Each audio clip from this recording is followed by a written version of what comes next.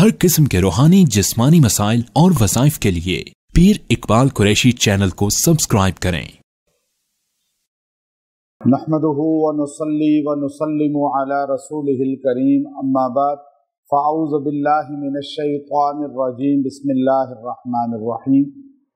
सूरह कुरैश का एक अमल आपको दूंगा जो रिज़्क़ के लिए और अमन के लिए निहायत मुजर्रब अमल है कि अगर बदहाली हो या बुरे हालात हों या आफात अल्लाह की तरफ से आ रही हों, जैसे सैलाब है, ज़लज़ला है, तो उससे हिफाजत के लिए और रिज़्क़ की वुसअत और तरक्की के लिए ये बहुत ही आज़मूदा अमल है।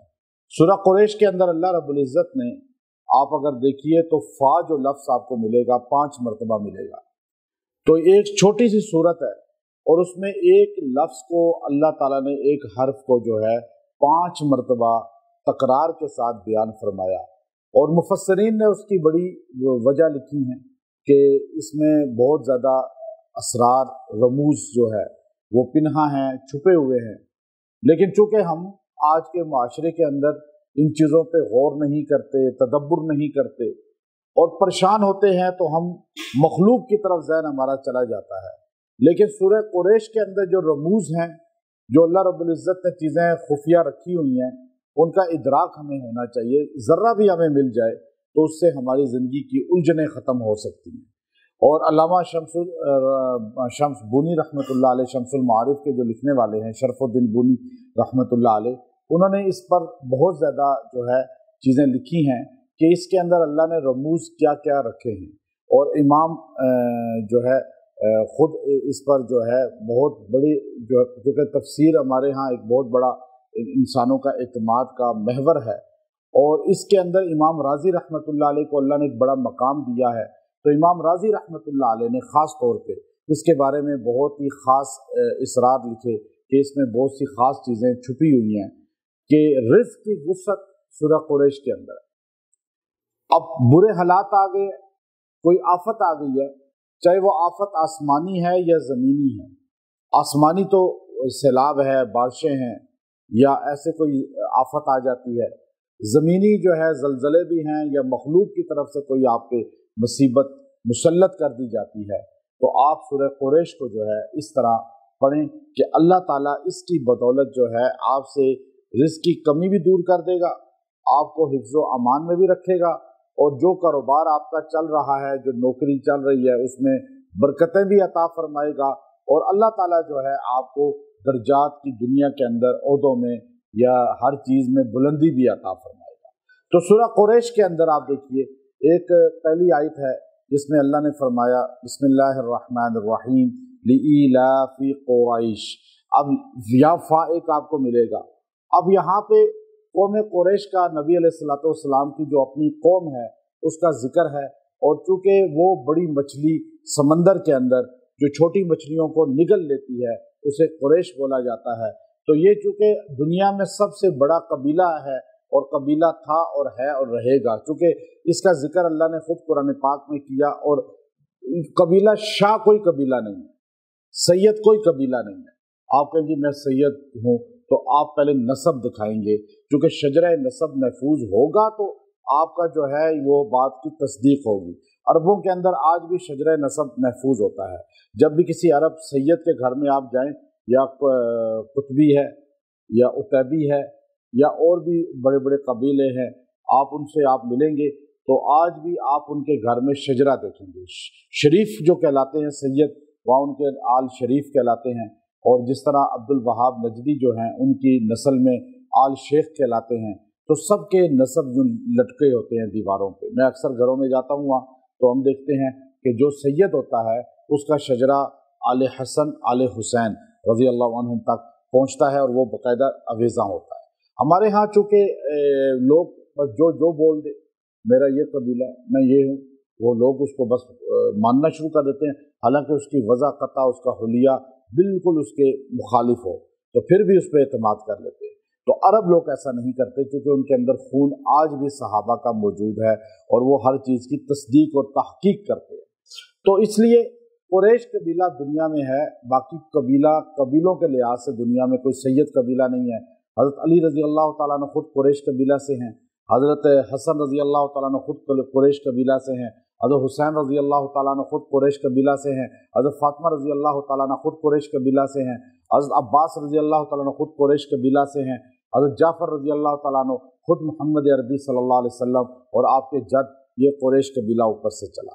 تو پتہ چلا لإیلاف قریش، چونکہ یہ قریش قبیلہ، تو یہاں پہ آپ جو ہے جب آپ اس آیت کریمہ پہ آپ پہنچیں گے تو اس آیت کو پڑھنے کے بعد آپ نے 100 مرتبہ کہنا یا فتاح، یا فتاح، فتاح فاف کے ساتھ ہے۔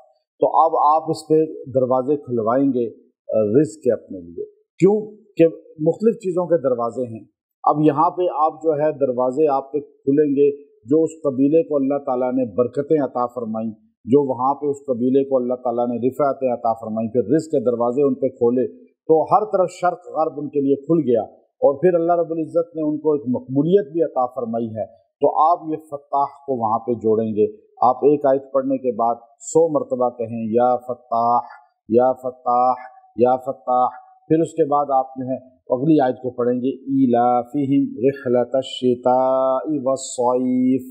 اب چونکہ گرمی سردی کے موسم میں بھی وہ سفریں کرتے تھے تجارت، اور وہاں پہ ان کو حالات مختلف پیش آتے تھے، تو رستے میں ڈاکے بھی پڑتے تھے، رستے میں جو ہے مختلف مسائل کا شکار تھے، اس سے رہزن بہت زیادہ ہوتے تھے۔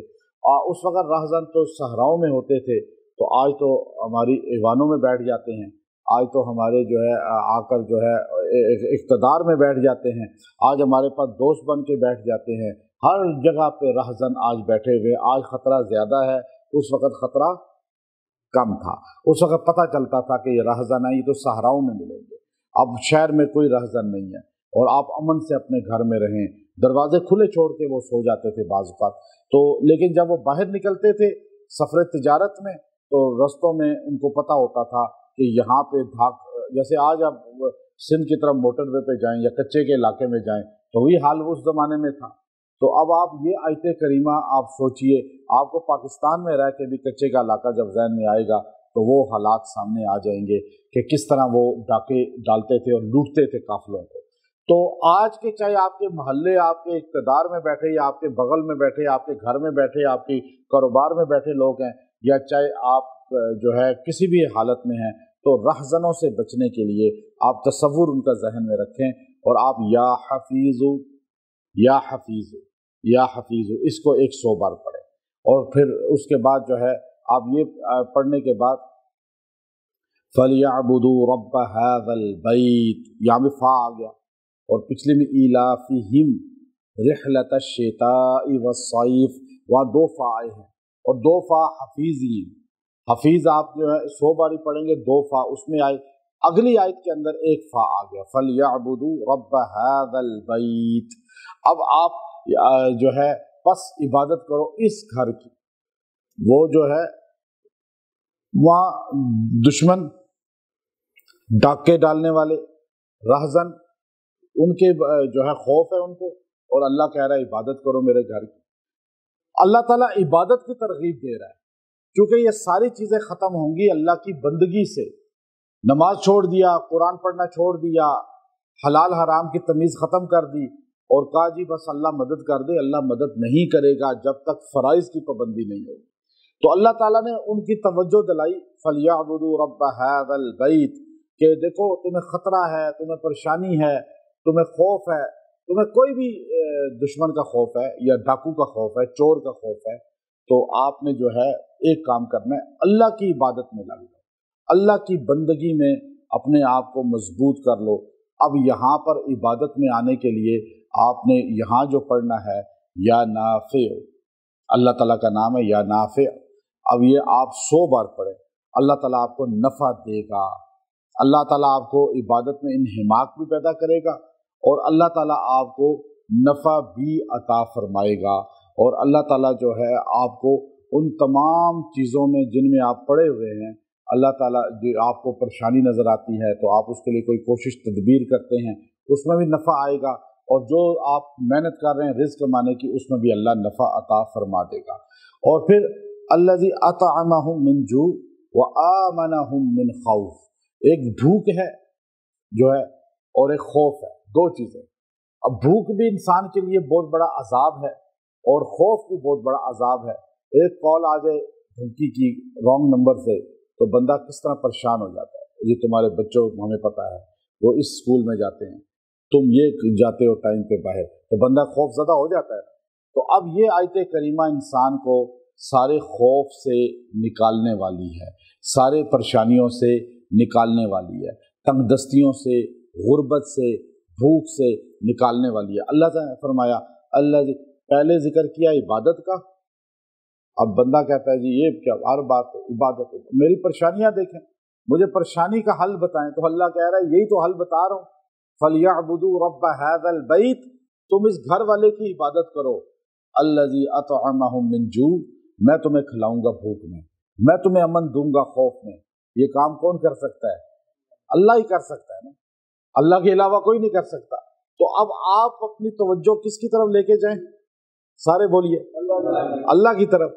جب آپ اللہ کی طرف لے کے جائیں گے پھر اللہ تعالیٰ آپ کو ان ساری چیزوں سے بلند کر دے گا، آپ کو خوف سے نکال دے گا، خوف آپ سے ڈاؤن، غربت آپ سے ڈاؤن۔ تو یہاں آپ نے پڑھنا ہے یا رافع، یا رافع، یا رافع صوبر پڑھیں، اور اب پہلی آیت پڑھیں اس کے بعد رک جائیں اور وہ الفاظ ادا کریں یا فتاح کو، پھر دوسری آیت کو پڑھیں، پھر رک جائیں یا حفیظو کو پڑھیں 100 بار، پھر تیسری آیت کو پڑھیں تو 100 بار کیا پڑھیں گے؟ یا نافع، پھر چوتھی آیت پڑھیں گے اس کے بعد 100 بار کیا پڑھیں گے؟ رافع۔ یہ آپ اگر روزانہ پڑھ لیا کریں نا، رزق آپ کے پیچھے بھاگے گا، امن آپ کے پیچھے آئے گا، خوف آپ سے ختم ہو جائے گا، اور بھوک افلاس آپ کے گھر سے ختم ہو جائے گی، اور آپ جدھر جائیں گے، لوگ باہر ملک جا رہے ہیں کسی ملک میں جا کر نوکری یا رزق کے لیے، تو وہ یہ پڑھیں روز، کتنا ٹائم لگے گا اس میں؟ 10 منٹ، زیادہ سے زیادہ 10 منٹ، 10 منٹ میں آپ یہ مکمل کر لیں، لیکن آپ کے لیے دروازے کھل جائیں گے۔ اب آپ نیا ملک جا رہے ہیں، نئے شہر میں جا رہے ہیں، نئے کاروبار کے لیے جا رہے ہیں، تو آپ یہ کریں، اللہ راہیں کھولے گا، حفاظت دے گا، اللہ تعالیٰ وہاں سے آپ کو جو ہے پریشانیاں نکال دے گا، اللہ تعالیٰ بلند بھی کرے گا۔ وآخر دعوانا ان الحمد للہ رب العالمین۔